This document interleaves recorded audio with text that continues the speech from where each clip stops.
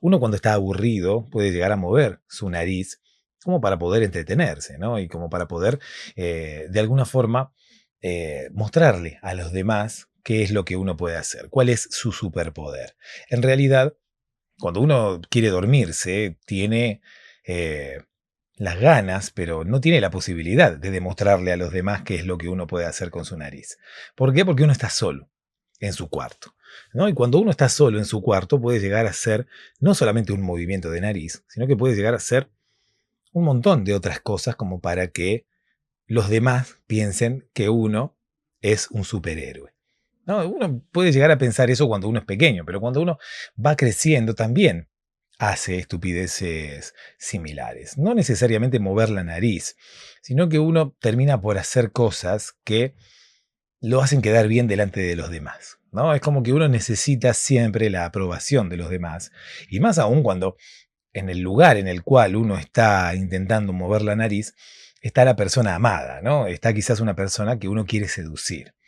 Yo una vez estaba en un grupo de personas, en una ronda de personas, en un cóctel, en la embajada de Australia. ¿No? A mí me gustaba ir a la embajada de Australia porque me parecía como que en principio cualquier reunión en una embajada iba a ser algo beneficioso para mí. ¿No? Poder participar de un cóctel en una embajada, uno piensa siempre que puede llegar a traerle algún tipo de beneficio, ¿no? Puede llegar a tener algún contacto con el embajador, quizás, o algún contacto con alguna persona importante que pueda llegar a estar allí frecuentando la embajada. Las personas que frecuentan las embajadas suelen ser personas importantes, a no ser aquellos deportados o aquellos exiliados, ¿no? Porque en una embajada suelen convivir personas de mucha importancia y personas de muy poca importancia, ¿no? Por lo menos en ese preciso instante.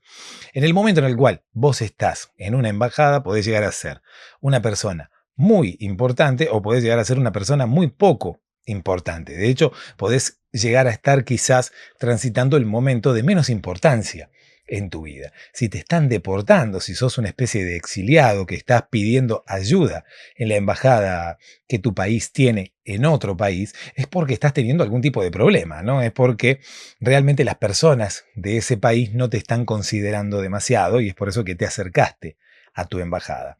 Ese debe ser uno de los momentos en los cuales te sentís menos importante.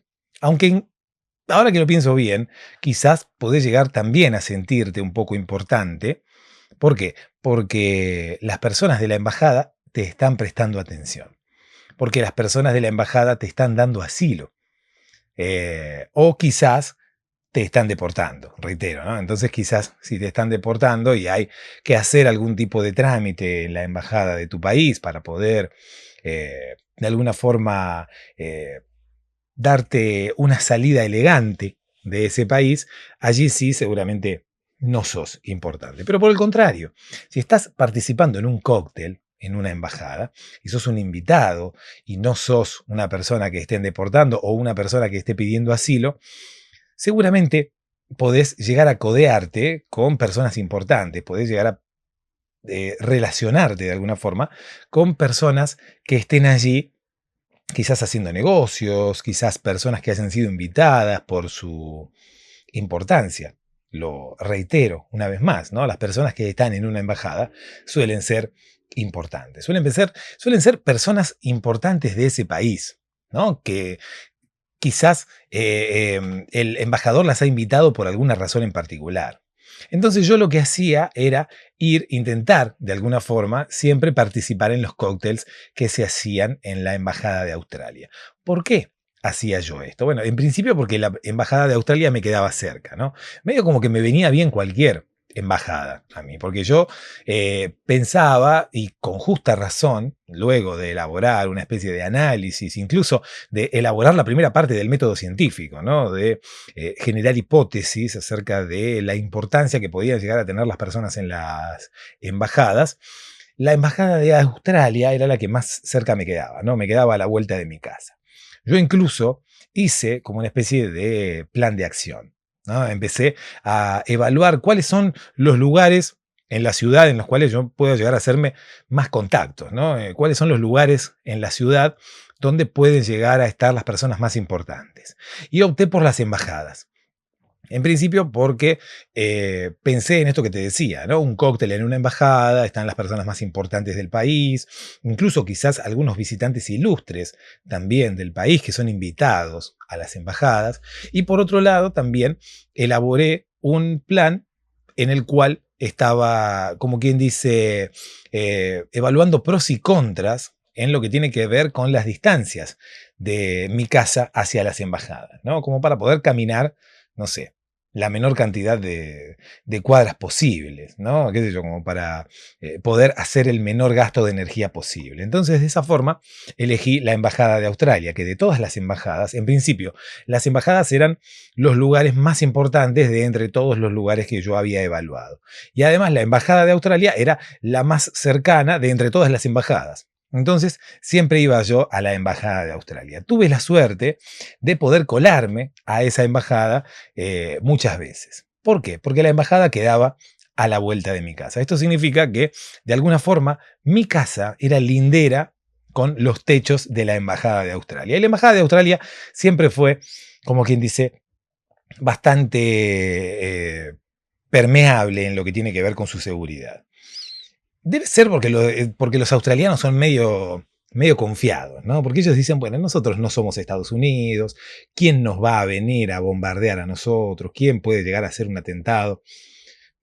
Acá, qué sé yo, lo único que tenemos son canguros, incluso los canguros están libres, o sea, no puede llegar a venir ninguna asociación protectora de animales a querer, qué sé yo, reclamarnos nada, porque nosotros tenemos canguros y el canguro salta libre por la vida y no lo tenemos, no sé, en un zoológico, como en otro lado, ¿no? Aquí lo único que hay son canguros. De hecho, vos vas a Australia y no hay ningún otro tipo de animal, ¿no? No hay perro, no hay gato, la gente tiene de mascota un canguro, ¿no? Y hay otros canguros sueltos por la vida que quieren aparearse con tu canguro mascota. Y vos echás a los canguros, hay repelentes de canguros como para que la gente pueda de alguna forma alejar a los canguros alzados que vienen a de alguna forma frecuentar tu puerta, ¿no? Que quieren aparearse con la cangura. Vos tenés una cangura en tu casa y viene un canguro, ¿no? Y viene el canguro, pim, pim, pim, saltito, saltito, saltito. ¿Por qué? Porque el canguro también tiene hormonas. El canguro también necesita aparearse. El canguro también quiere conocer a una cangura. El canguro también quiere cortejar. El canguro quiere seducir. El canguro quiere tener una aventura. El canguro quiere un amor de verano. Hay canguras que vayan de vacaciones a Australia. No.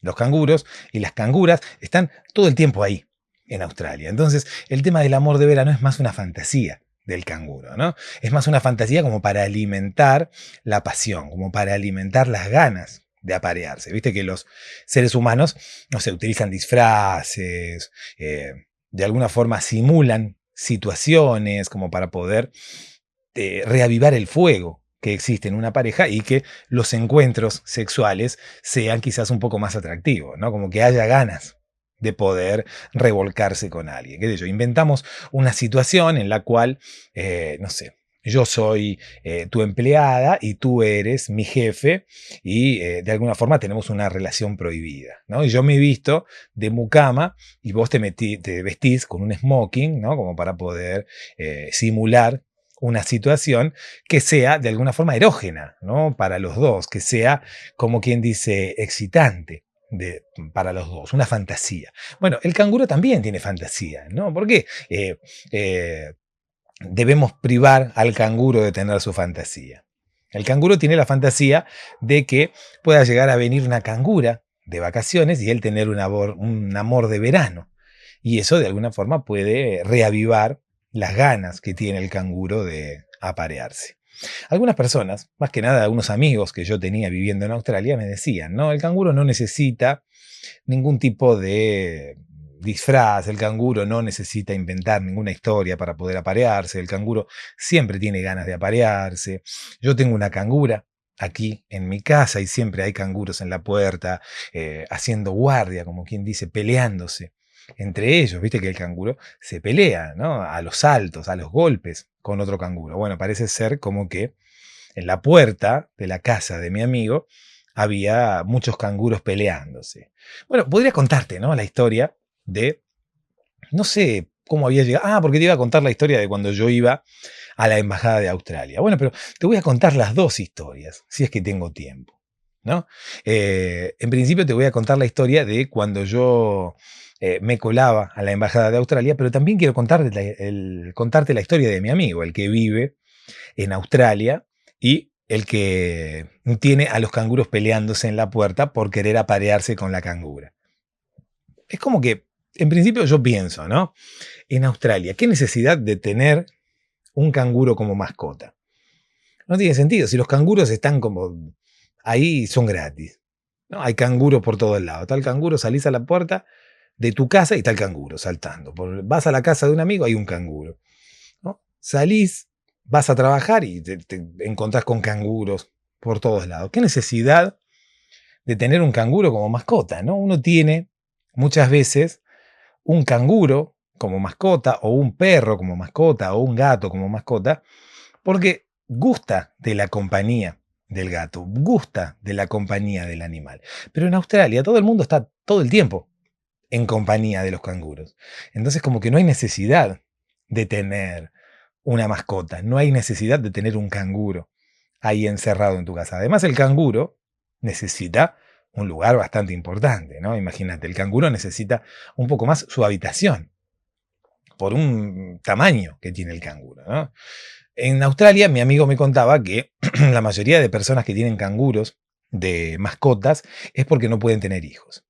Viste que hay muchas personas que tienen problemas para tener hijos, ¿no? Y las mujeres no pueden quedar embarazadas y el hombre tiene quizás problemas para fecundar, ¿no? A la mujer. Entonces, ¿qué hacen para no sentirse solos? ¿Qué hacen para no sentir que a su familia le falta algo? Adoptan un canguro. Y vos me dirás, ¿por qué no adoptan un perro? Bueno, en principio porque no hay perros. No hay porque los canguros se los han comido, ¿no? Hay tanto canguro dando vueltas que han eliminado cualquier otra especie, ¿no? No hay absolutamente nada. No hay koalas, no hay perro, no hay gato. En Australia, solamente canguro. Y de hecho, el único deporte que existe es el rugby, ¿no? El deporte también se ha comido a todos los otros deportes. Bueno, en fin, el canguro, ¿qué te estaba contando del canguro? Ah, de las personas que adoptan un canguro. ¿Por qué adoptan un canguro y no adoptan el perro? En principio porque no hay perros.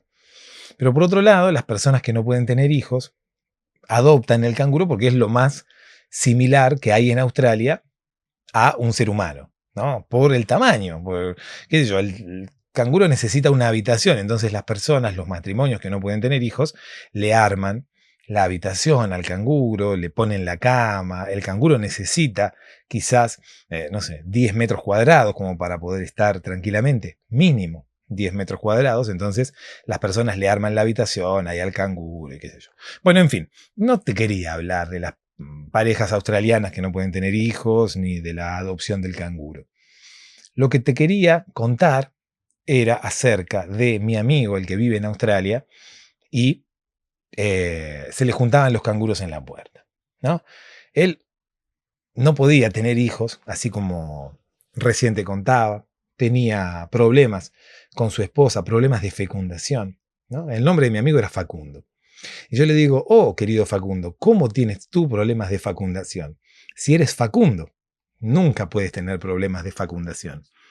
Y mi amigo me decía, no, yo me llamo Facundo, pero los problemas que tengo son de fecundación.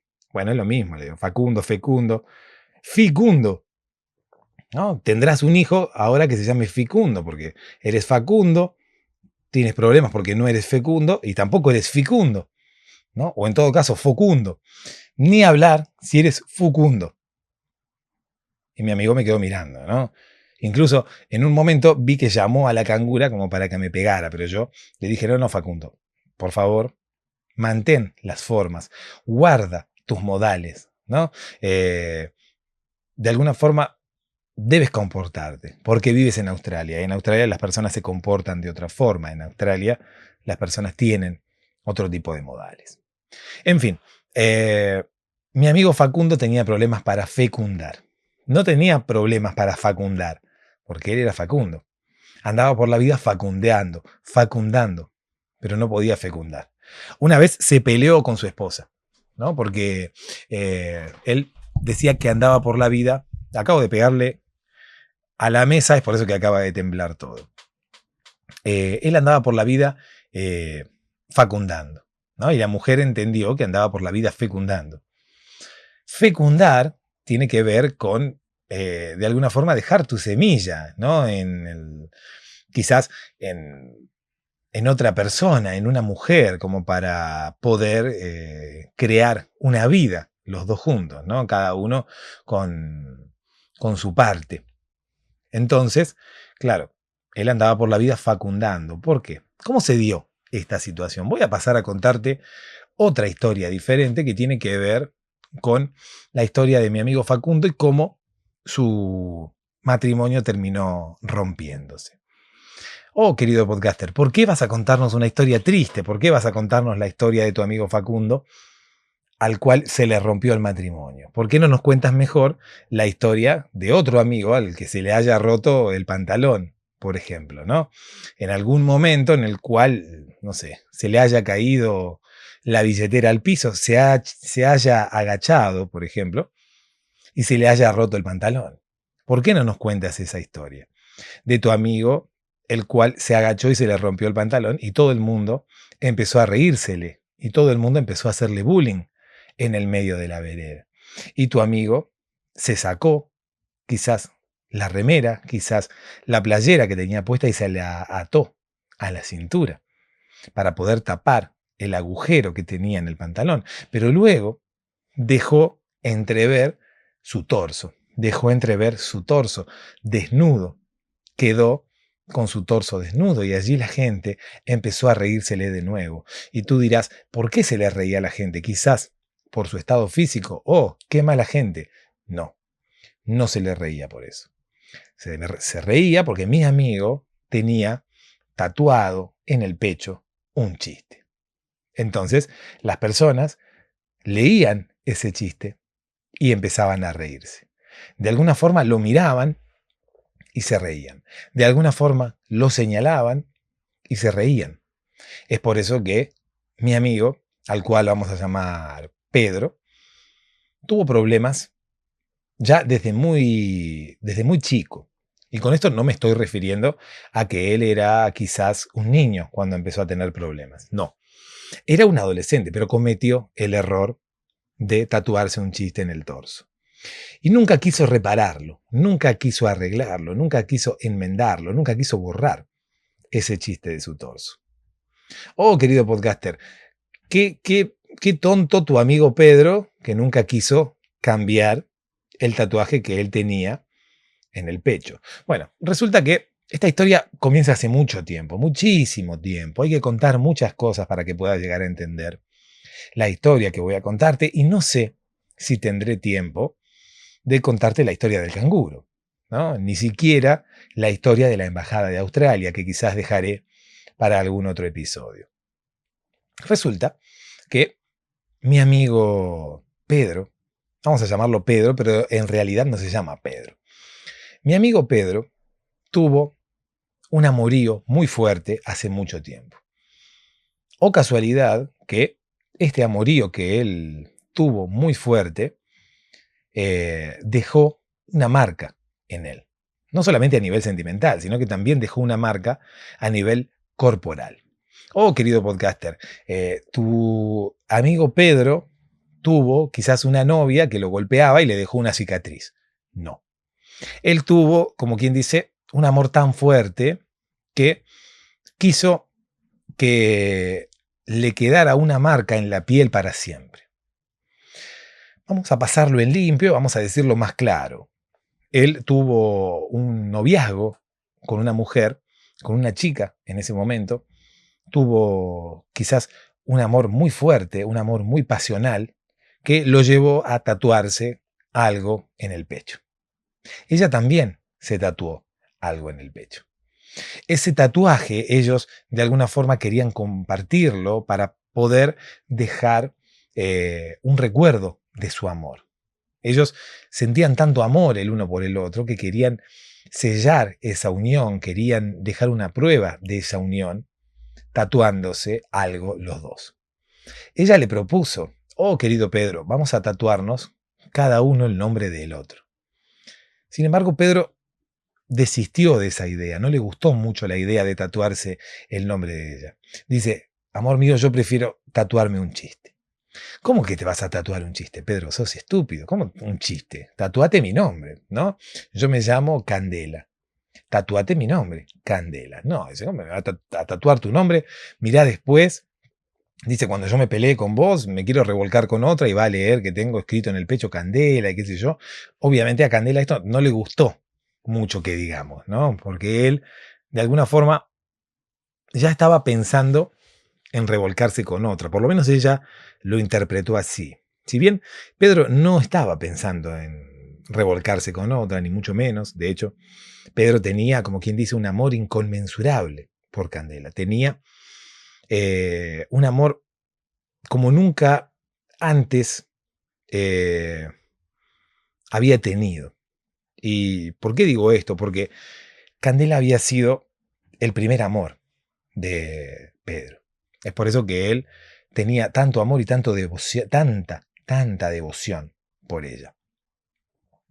Sin embargo, la razón que él le daba a ella para no tatuarse su nombre en el pecho era válida, ¿no? La mayoría de las personas que terminan con un nombre tatuado, después terminan peleándose o la pareja se termina separando y demás, y vos tenés un nombre tatuado forever, ¿no? Tenés un nombre tatuado en la piel para siempre que muchas veces no se condice incluso con el nombre de tu pareja actual, ¿no? Y las personas a las cuales les gusta opinar de las vidas ajenas, terminan como hablando mal de ti. Oh, querido oyente, que ahora mismo estás quizás de novio con Sara y tienes un tatuaje que tiene otro nombre, ¿no? Tienes un tatuaje que dice Mirta, ¿no? Y vas a conocer a tus futuros suegros, vas a conocer quizás a los padres de Sara y ellos ven que tienes un tatuaje que dice Mirta. ¿Por qué ellos ven que tienes un tatuaje que dice Mirta? ¿Vas quizás desnudo a conocer a tus suegros? No, no vas desnudo a conocer a tus suegros. No sería la mejor manera de ir a conocer a tus suegros ir desnudo. En principio porque quizás tengas frío, ¿no? En principio quizás depende del momento en el momento del año en el cual quieras conocer a tus suegros. Quizás quieres conocer a tus suegros en invierno. No te recomiendo que vayas desnudo, ¿no? En principio porque pasarás mucho frío y no tiene demasiado sentido conocer a los suegros teniendo frío, ¿no? Porque uno cuando tiene frío se acongoja, ¿no? Cuando tiene frío la piel reacciona, determinadas partes del cuerpo también reaccionan y no se ven de la misma forma que se verían cuando la temperatura es una temperatura normal, ¿no? Por lo menos cuando uno en el cuerpo siente una temperatura normal. Entonces, no te recomiendo, querido oyente, que vayas a conocer a tus suegros desnudo, por lo menos en invierno.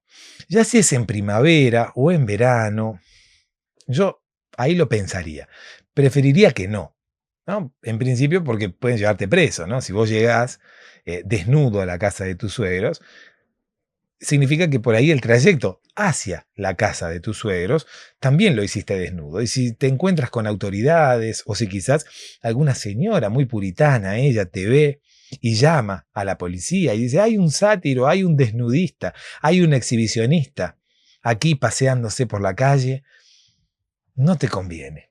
No te conviene. Yo sé que tú eres de practicar el nudismo, sé que tú tienes, como quien dice, otra visión de la vida, ¿no? Y piensas que el cuerpo humano es maravilloso, que el cuerpo humano es bello y que no hay por qué taparlo, ¿no? Yo sé que has escuchado a John Lennon diciendo por qué la gente se esconde para hacer el amor y la guerra se practica a plena luz del día. Entonces, a partir de eso, has pensado, bueno, ¿por qué escondemos determinadas partes del cuerpo si otras cosas no las escondemos? ¿Por qué no escondemos la guerra? ¿Por qué no escondemos la mentira? ¿Por qué no escondemos quizás a tu hermana, que es muy fea y habría que esconderla para evitar que las personas que la ven tuvieran esa sensación de dolor de estómago, ¿no? La ves a tu hermana y tenés ese dolor de estómago que no sabes qué es lo que te, qué ¿Qué te causa ese dolor de estómago? Bueno, es la hermana, ¿no? Es tu hermana que causa dolor de estómago y nos causa dolor de estómago a todos. Habría que esconder a tu hermana antes que esconder nuestras partes, antes que esconder nuestra genitalidad. ¿Qué inconveniente hay con esconder nuestra genitalidad? La mentira no se esconde. Quizás la discriminación no se esconde. ¿Por qué habría de esconderse nuestro bello cuerpo? Meditemos y démonos cuenta que el cuerpo no debe esconderse. Debe esconderse quizás una mama que está allí alimentando al hijo. No se esconde. ¿Por qué se esconde una mama cuando no está alimentando al hijo? ¿No es acaso la misma mama? ¿Por qué una bailarina desnudista debe esconder sus mamas si aquella mujer que le da de comer a su hijo, que le está dando la leche a su hijo, no esconde sus mamas? ¿Desde cuándo es tierna una mama en un lugar y no es tierna en el otro? La mama es tierna siempre. ¿Por qué en determinados momentos uno tiene quizás otra percepción de las cosas? ¿Por qué uno mide con una vara distinta? ¿Por qué se miden las mamas de las personas, las mamas de las mujeres con una vara distinta? La mama es siempre bella, la mama es siempre tierna. Esa era la percepción de mi amigo, ¿no? Que meditaba todas las mañanas o así en su casa y gustaba de salir a la calle desnudo, ¿no? Y me preguntó una vez, me dijo, ¿conviene que yo conozca a mis suegros desnudo? Y le digo, no, por todo esto que te dije recién, ¿no? ¿Qué sé yo? En invierno hace frío, en verano puede eh, denunciarte una señora. Además, corres un riesgo. Corres el riesgo de que tus suegros vean el tatuaje de tu novia anterior. Y a tus suegros no les gustará. No les gustará. Viste que los suegros son muy metidos, ¿no? ¿A usted qué le importa la relación que yo tengo con su hija? No se meta, no tiene por qué opinar. Si yo tengo un tatuaje con el nombre de otra persona, no tengo por qué contarle de quién es ese nombre, qué significa, por qué me lo tatué, cuándo me lo tatué. Pero los suegros siempre van a preguntar, ¿no? Es por eso que si vas desnudo, se van a dar cuenta del tatuaje que tenés. Bueno, en este caso, fuiste a la casa de tus suegros y vieron el tatuaje que decía Mirta, pero no porque haya sido desnudo. Oh, querido oyente, ¿por qué andas desnudo por la vida? Pueden denunciarte. Yo sé que meditas, yo sé que escuchas a John Lennon, yo sé que piensas que la mama femenina es tierna en todo sentido, es tierna en cualquier lugar y que no mides con una vara distinta, pero en realidad piensa que pueden denunciarte, piensa que hay leyes, piensa que hay señoras que se horrorizan, aunque quizás hacen como el emoji, ¿viste? Que miran, quizás se tapan los ojos, pero en realidad terminan mirando por entre los dedos, ¿no? Independientemente de eso, no sé por qué dije inmediatamente, porque quizás la palabra es similar, ¿no? Pero bueno, vas a lo de tus suegros, ¿no? Yo sé que quieres ir desnudo, pero no vayas. No vayas. Tus suegros se han dado cuenta que tú tienes tatuado el nombre de Mirta cuando su hija es Sara. ¿Por qué se han dado cuenta? Bueno, en principio porque no tienes ese tatuaje en un lugar demasiado privado de tu existencia, ¿no? Lo tienes aquí tatuado en la muñeca. Entonces uno, habitualmente, la muñeca se le ve, ¿no? ¿Qué sé yo? Uno habitualmente anda por la vida con ropa que puede llegar a taparle hasta la muñeca, ¿no? Incluso a veces los días de calor uno utiliza una remera, una playera con mangas cortas, entonces deja sus muñecas a la vista de todos, ¿no?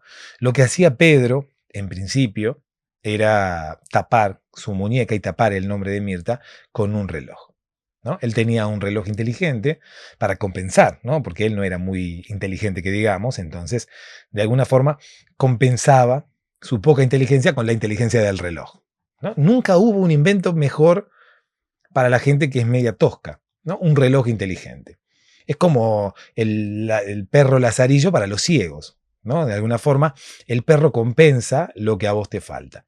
El reloj inteligente compensa la inteligencia que te falta. Oh, querido amigo, que ahora mismo estás pensando, yo tengo un reloj inteligente.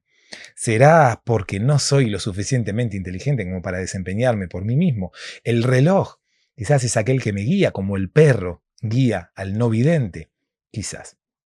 Eso lo sabremos luego de que te hagamos los estudios y te metamos a esa cápsula que hace esos estudios extraños. En fin, podríamos hacerte algún tipo de estudio similar a los estudios que les hacen a los extraterrestres, ¿no? A los estudios que le hicieron al extraterrestre que cayó allí en Roswell.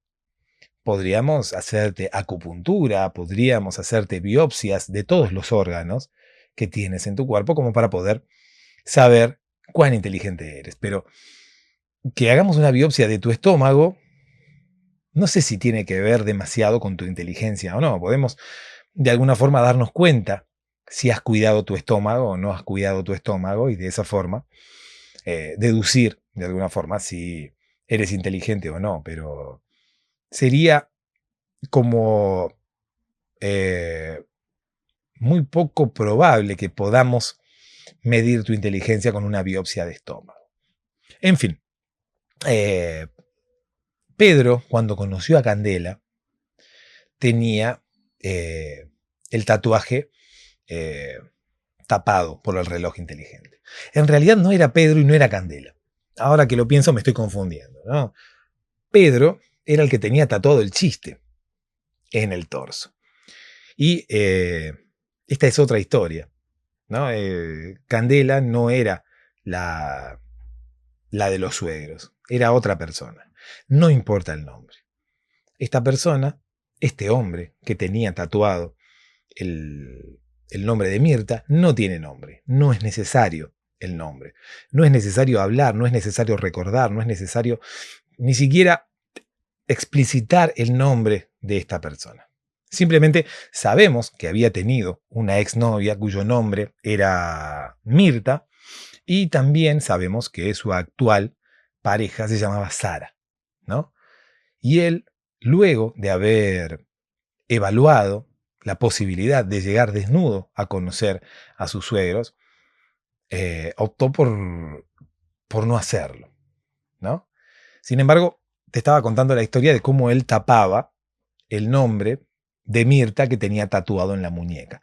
El nombre de Mirta formaba como una especie de pulsera, ¿sí? Aquí, alrededor de la muñeca. Era como un tatuaje de esos, reitero, que simula ser una pulsera, pero dentro de esa pulsera estaba el nombre Mirta.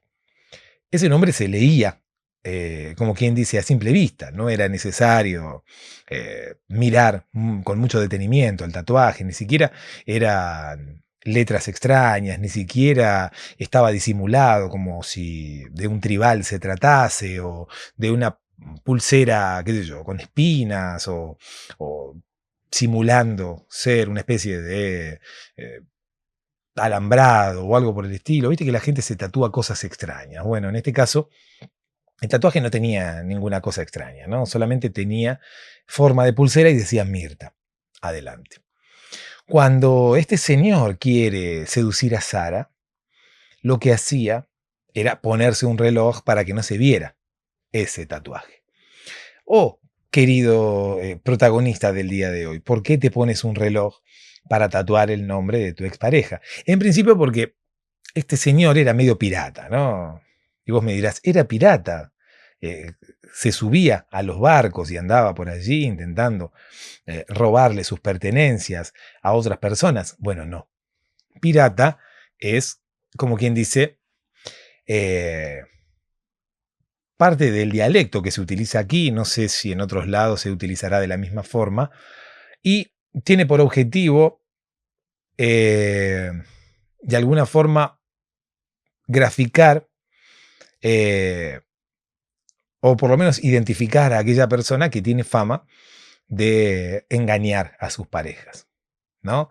Ser pirata, de alguna forma, implica ser adúltero, ¿no? Así a grandes rasgos, para poder explicarte más o menos la, el significado, o por lo menos la analogía que yo quise hacer, si es que se trató de una analogía lo que yo quise hacer, o por lo menos si la palabra pirata se trata de una analogía, ¿no? No sé bien a qué responde el adjetivo o por qué se utiliza esa palabra, o por lo menos por qué tiene otra acepción, ¿no? Y por qué le damos otro significado a veces, de acuerdo a cómo estemos hablando o de acuerdo a lo que estemos diciendo.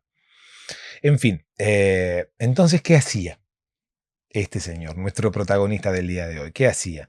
Iba a seducir otras señoritas, por ejemplo, salía de noche con amigos, iba a discotecas y utilizaba un reloj inteligente tapando su tatuaje, ¿no? El tatuaje que decía Mirta. Era un tatuaje que él se había hecho estando en pareja con Mirta. De hecho, todavía estaba en pareja con Mirta. Y así fue como conoció a Sara, ¿no? Sara nunca se percató de que debajo de ese reloj existía el nombre de otra persona tatuado, el nombre de otra fémina tatuado allí en la piel de nuestro protagonista del día de hoy. ¿Por qué se tapaba el tatuaje este señor con un reloj? ¿Por qué no lo mostraba? Además de su intención de ser adúltero, ¿por qué no lo mostraba y, qué sé yo, directamente mentía, ¿no? Y podía llegar a decir lo que luego terminó diciéndole a los padres de Sara, que era parte de una relación antigua. Vos fíjate cómo un tatuaje puede llegar a generar, eh, como quien dice, un revuelo bastante importante, pero a su vez sin prueba alguna, ¿no? Porque, qué sé yo, imagínate que yo tengo tatuado el nombre de una mujer, ¿no? Y vengo a intentar seducir a otra, ¿no? Yo no tengo ninguna necesidad de taparlo, porque que yo tenga un tatuaje no indica que yo esté en pareja con alguien. En principio, el tatuaje puede ser el nombre de cualquier persona, puede ser el nombre de mi abuela, qué sé yo, puede ser un nombre que me gustó, puede ser el nombre de una mascota, ¿no? Puede ser el nombre de cualquiera, en principio. Segundo, si es el nombre de una persona con la cual yo tuve o tengo una relación, yo puedo argumentar que es una relación que ya no existe, puedo argumentar que es una relación vieja, entonces no hay necesidad de andar tapando los tatuajes. Pero de alguna forma el tatuaje es como una especie de etiqueta que indica propiedad de, ¿no? Si yo tengo el tatuaje de una mujer sobre mi piel, es como que ya soy propiedad de esa mujer. Es como que si habla de una mujer con la que yo tuve o tengo una relación, es como una especie de alerta para otras personas, ¿no? Es como una especie de alerta, bueno, este tiene dueño. Ojo, porque este es propiedad de Mirta, ¿no?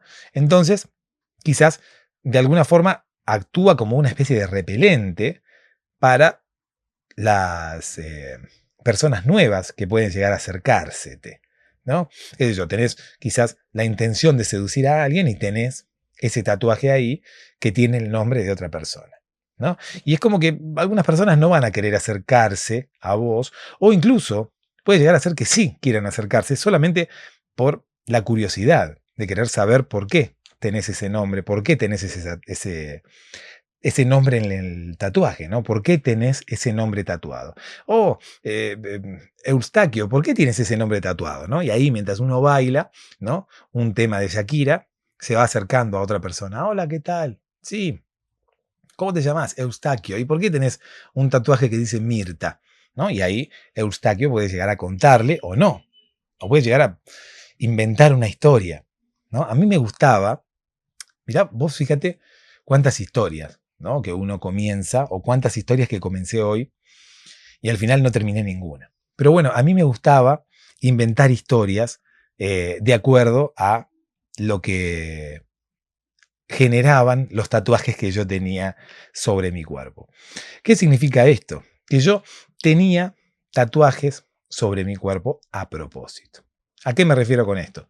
Yo me tatuaba nombres diferentes en distintas partes del cuerpo. De hecho, los tengo todavía, pero no me voy a desnudar ahora mismo en cámara porque, en principio, no sé si podrías ver lo que te estoy relatando, y si pudieras verlo, no sé si sería conveniente, ¿no? No sé si sería agradable que yo te muestre esos tatuajes. Además que, bueno, se me dificultaría hablarle al micrófono y demás, así que prefiero mantenerlos ocultos, por lo menos por ahora.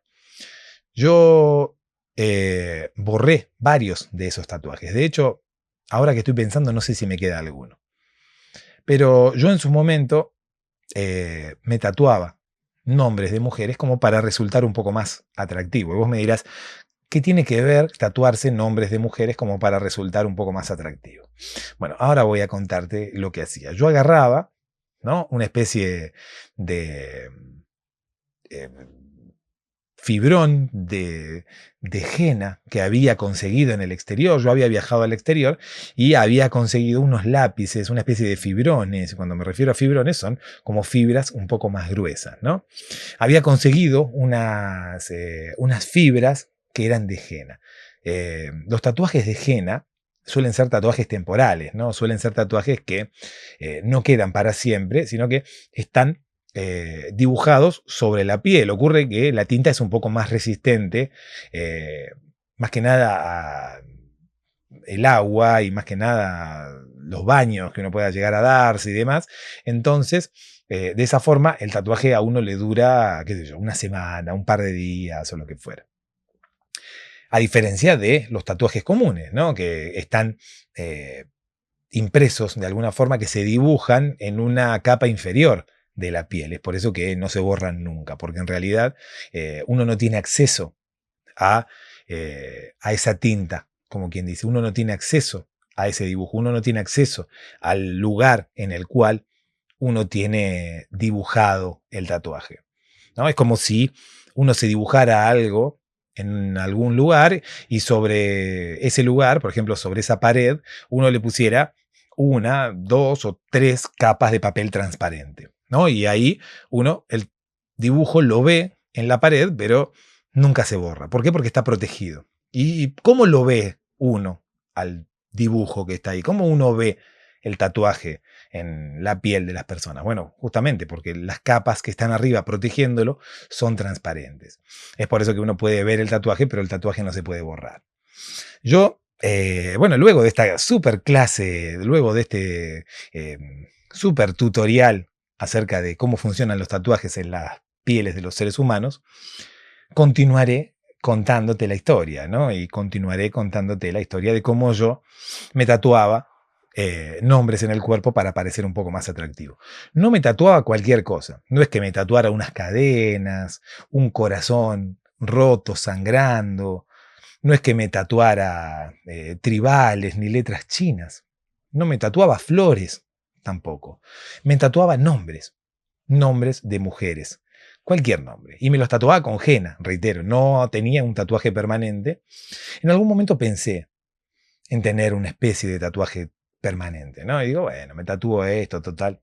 Me empiezo a tatuar nombres y después termino siendo, como quien dice, un libro de consulta para aquellas personas que están por tener un hijo. De hecho, alguna vez lo hice, ¿no? Me tatué muchos nombres y luego trabajaba de eso, ¿no? La gente que quería ponerle nombres a sus hijos y no se le ocurría ningún nombre, me venía a ver a mí. No, dice, a ver qué nombre le puedo poner a mi hijo. Me empezaban a revisar, así me empezaban a ver este nombre, a ver este nombre, a ver este nombre, a ver este nombre. Yo era como uno de esos libros, ¿viste? Que se venden con nombres, todos los nombres que existen, ¿no? No sé, 5.000 nombres para que elijas el nombre de tu bebé. Entonces ahí están todos los nombres por orden alfabético, incluso con significado están allí. Es como si fuera una especie de diccionario de los nombres, ¿no? Y están todos los nombres ahí. Vos decís, mira este nombre que no lo conocía. Mira este nombre, es cierto, no se me había ocurrido. Bueno, lo mismo hacían conmigo, ¿no? Venían a verme a mi casa y venían como a revisarme el cuerpo, ¿no? Y yo vivía de eso. Me pagaban cada vez que venían, ¿no? Y decían, a ver, no se me ocurre ningún nombre. A ver, dice, entonces me empezaban a dar la vuelta. Yo estaba sobre un plato de torta. ¿Viste los platos de torta, esos que uno ve en YouTube o en TikTok, donde se preparan los pasteles, ¿no? Uno pone el bizcocho, el bizcochuelo, ahí sobre uno de esos platos, y esos platos son giratorios.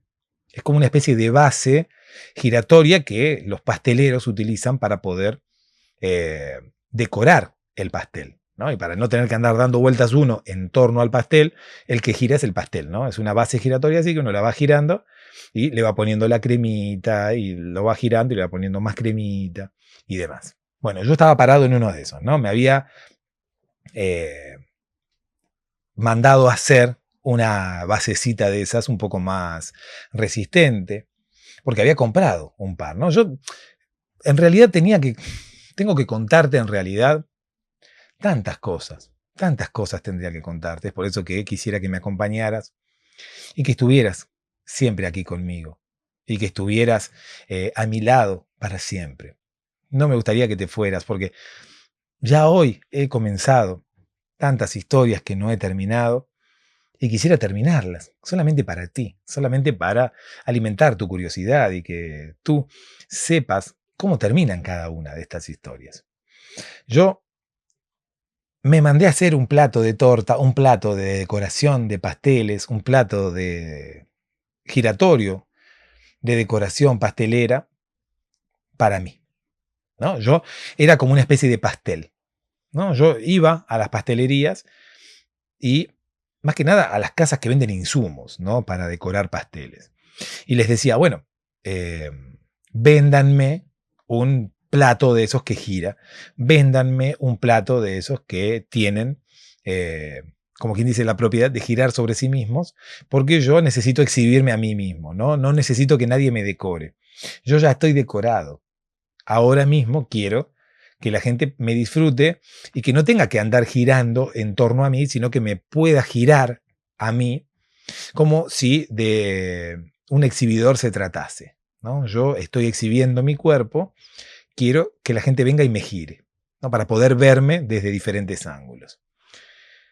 Los pasteleros no entendían mucho a qué me refería yo con esto de que yo iba a hacer un pastel humano y demás.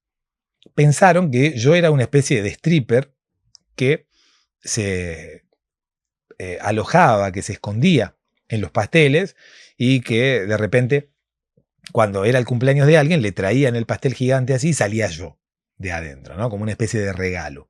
Viste que eso ocurre más que nada en las películas. Aparecen esas tortas gigantes que hay modelos dentro, strippers o incluso prostitutas adentro de los pasteles.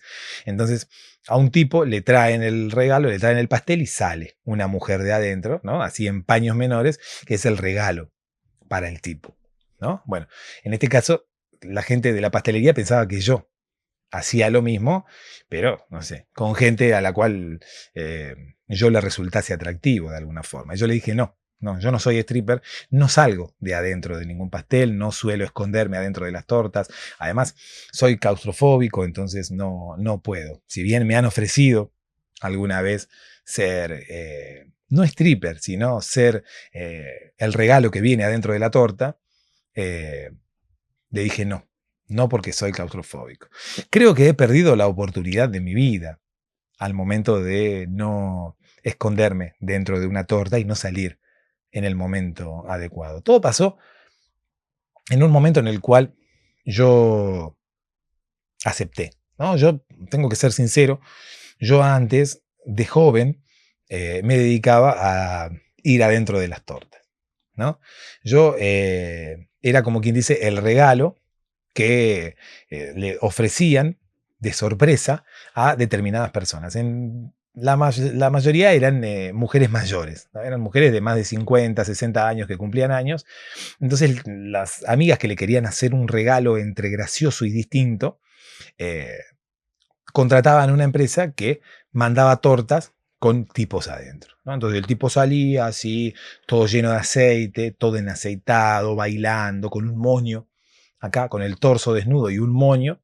Entonces el tipo salía bailando, haciéndose el sexy y demás. Para una mujer de unos 60, 70 años, eso era wow, ¿no? Una vez incluso me asusté, ¿no? Porque una mujer me vio salir así, le agarró como un ataque al corazón y yo no sabía por qué, ¿no? Yo no sabía si era como una cosa hormonal, ¿no? De excitación de ver a una persona ahí saliendo de adentro de una torta, ay, mirá, y como que la excitación así la llevó a tener quizás un infarto o un pico de presión, o quizás se asustó, ¿no? Me vio a mí ahí y yo, ¿qué es esto?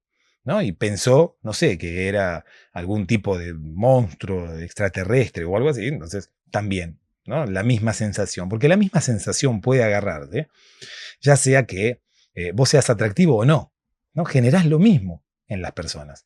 Si vos tenés que ser estándar, ¿no? Tenés que ni muy atractivo ni tan poco atractivo. Porque si sos muy atractivo, vienen las personas así, te ven así, infarto. De tan atractivo que es, no, me dio un infarto, una revolución hormonal dentro tuve. Y si sos muy feo, te pasa lo mismo, ¿no? Entonces vos salís de adentro de la torta, a la persona le agarra un infarto. ¿Por qué? Porque se asusta. Entonces, como quien dice, las consecuencias del susto y de la revolución hormonal son más o menos las mismas. Y uno nunca sabe qué es lo que le ocurre. Yo por eso seguí trabajando después de eso, ¿no? Porque al primero, la primera vez que me pasó eso es como que me asusté, como que dije, ¿qué pasó acá? ¿No? Se asustó. No, no, es porque estás muy bueno, me dijeron, es porque estás muy bueno, y la revolución hormonal y qué sé yo, te vio así, dijo, wow, y pum, ¿no? Como si fuera un viejo que toma Viagra, ¿no? Viste que, bueno, tanta cosa, cuando la edad es, como quien dice, avanzada, quizás determinados estímulos quizás sean peligrosos. Bueno, en este caso me dijeron que con la vieja había pasado más o menos eso, ¿no? Yo no sabía si era realmente eso lo que había pasado o se habían asustado, ¿no? Con mi presencia. Pero bueno, ahí fue como el primer aviso, ¿no? Como la primera cosa así que a mí me dijeron, bueno, esto de las tortas no sé si es para vos. Pero luego pasó lo más grave, ¿no? Que yo venía dentro de una torta, ya venía acostumbrado a salir de las tortas, qué sé yo, todo embardunado. Yo, en principio, cometí un error, ¿no? Porque yo no usaba el aceite que a mí me proporcionaban. La idea era que yo saliera de adentro de la torta todo en aceitado, ¿no? Todo brillante, ¿no? Y yo, lejos de utilizar ese aceite que a mí me daban, yo ese aceite me lo guardaba, ¿no? Me lo guardaba porque después me gustaba hacer otras cosas con ese aceite. Lo necesitaba para utilizarlo en mi casa. Entonces, ¿qué hacía yo? Agarraba la misma crema del pastel por dentro, ¿no? La misma crema de la torta, le iba sacando crema desde adentro y me la pasaba.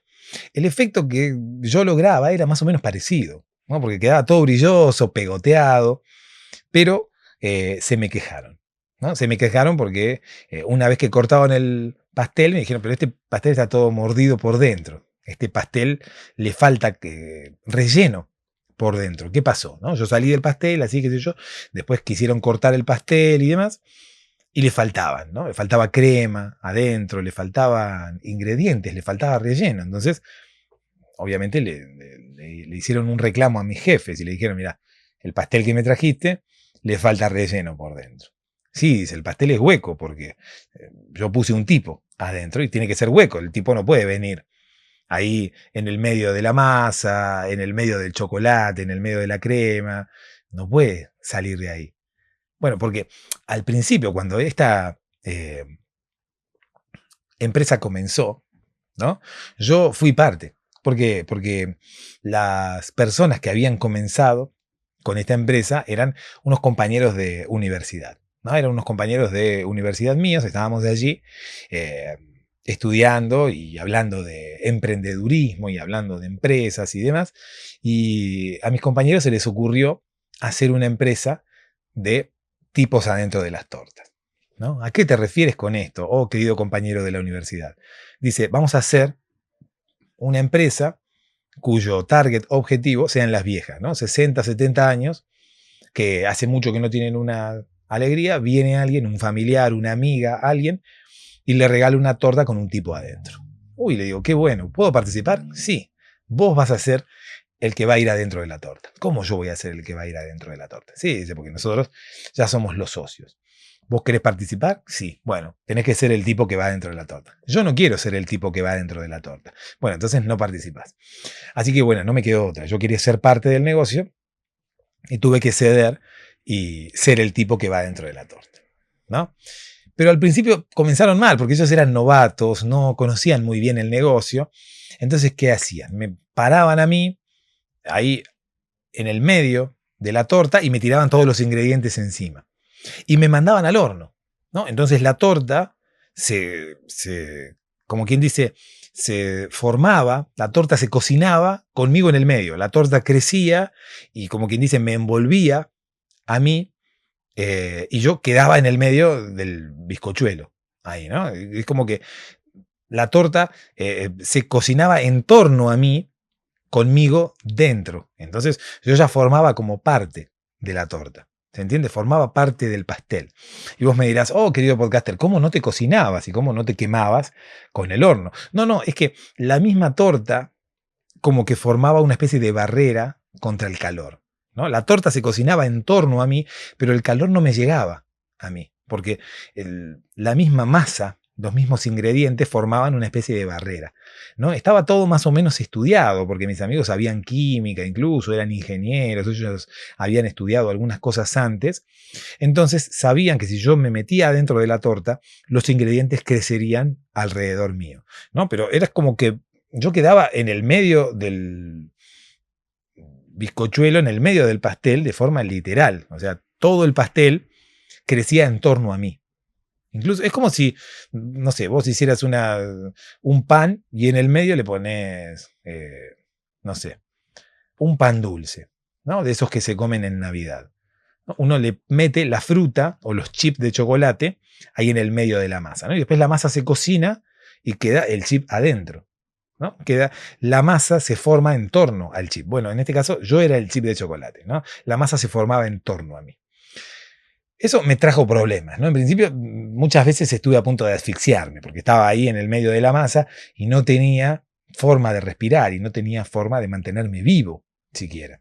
Entonces, para las siguientes, ¿no? Fue como que fuimos perfeccionando la técnica, ¿no? A mí me daban una especie de sorbete, cosa de que yo, una vez que me cocinara y una vez que el pastel se cocinara en torno a mí, yo pudiera con el sorbete, ping, abrir un espacio en la masa y poder respirar por ahí, ¿no? Respiraba a través de un sorbete que me conectaba con el exterior. Pasaba mucho tiempo hasta que yo salía de ese pastel. De hecho, ellos me habían dado una especie era como una especie de Viper, ¿viste? Esas cositos electrónicos que eran como previos a los teléfonos móviles, que eran como que sonaban y tenían una especie de alarma cuando te necesitaban en un determinado lugar, e incluso aparecían como mensajes de texto allí, ¿no? Te estamos esperando, pip, pip, pip, pip, pip, pip. Era como un receptor de SMS, ¿no? Un receptor de mensajes de texto y sonaba, era como una cosa previa, reitero, a los teléfonos móviles. Me habían dado un coso de esos y cuando yo tenía que salir, me lo hacían sonar, ¿no? Para avisarme que yo tenía que salir. Pero claro, mientras tanto yo no sabía lo que ocurría en el exterior. Entonces, mientras tanto, ellos decoraban la torta, ellos le ponían el chocolate, le ponían la crema, ponían la torta dentro de la caja, la llevaban al lugar del cumpleaños. Al principio pasaban días, ¿no? Yo me pasaba días ahí adentro, solamente respirando a través del tubito. A veces mis compañeros, mis socios en la empresa, detectaban que habían pasado varios días y yo estaba ahí adentro de la torta, entonces me tiraban agua por el tubito, ¿no? Me tiraban agua, una que otra vez me tiraron algo de comida, pero el tubito era muy finito, entonces es como que no había posibilidades de yo poder recibir comida a través de ese tubito.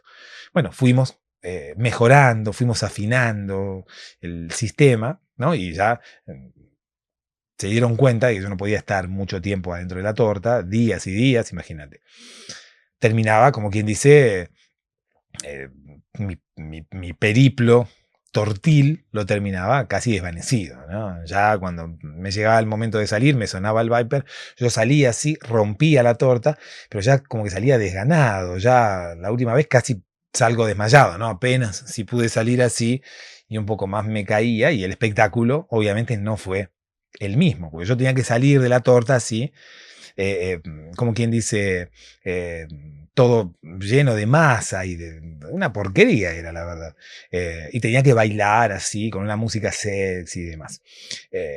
Claro, estaba días sin comer y no podía bailar porque no tenía energía.